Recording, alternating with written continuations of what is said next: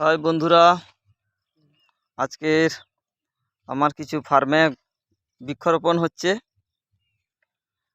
আমাদের প্রায় 420-এর মতন বৃক্ষরোপণ হচ্ছে। কিভাবে লাগানো হয় সুপারি চারা, কতটা ডিস্টেন্স আপনাকে না মেনটেন করলে আপনি ওই গাছে ফলনই পাবেন না। কিভাবে লাগাতে হয়, কিভাবে পদ্ধতি, সেটা আপনারা জানা অবশ্যই দরকার। আপনারা ভুল পদ্ধতিতে লাগিয়ে দেন, অনেকের গাছে ফলন আসে না, ইঁদুর খেয়ে যায়। গাছে ফলন হয়ে যায় কিন্তু তার পরবর্তীকালে দেখা যায় যে ইঁদুর খেয়ে যাচ্ছে। কেন খেয়ে যাচ্ছে সেটা আপনাকে জানতে হবে। কতটা ডিস্টেন্স লাগালে ইঁদুর খাবে না, গাছে সুপারি পাড়তেও সুবিধা হবে।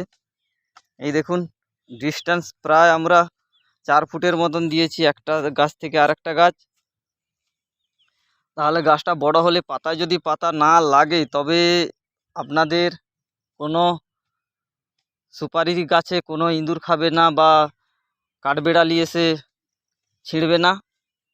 পাতায় পাতা লেগে গেলে একটা গাছ থেকে আর একটা গাছ কাঠবেড়ালি খেয়ে যায়, ইঁদুর খেয়ে যায়, অনেকেই করে দেয়।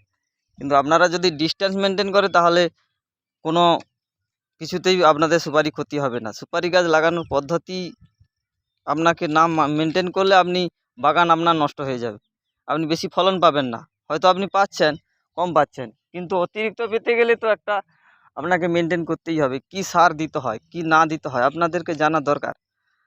কিভাবে লাগাচ্ছে এই দেখুন।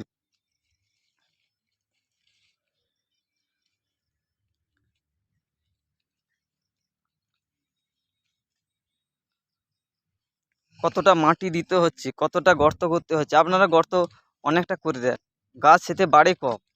অনেক দিন ধরে গাছটা ধীরে ধীরে ধীরে ধীরে বাড়তে থাকে, কিন্তু গাছের মাটি দেওয়ার পরিমাণও সেটা আপনাকে জানতে হবে।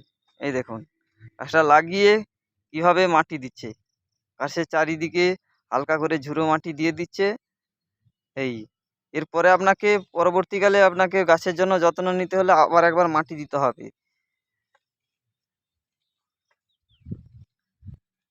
Thank you. চ্যানেলটাকে সাবস্ক্রাইব করবেন অবশ্যই। কিছু কিছু ভিডিও পেতে হলে, নতুন নতুন ভিডিও পেতে হলে আরও কিছু জানাবো। এই গাছ যখন বড় হবে, হ্যাঁ, আরও কি করতে হবে, কি সার দিতে হবে, আপনারা অবশ্যই চ্যানেলটা সাবস্ক্রাইব করুন, নাহলে আপনারা জানতেই পারবেন না। এই চ্যানেলে আপনাদের বিভিন্ন রকমের শাক সবজি মাছ আপনারা অবশ্যই জানতে পারবেন। Thank you.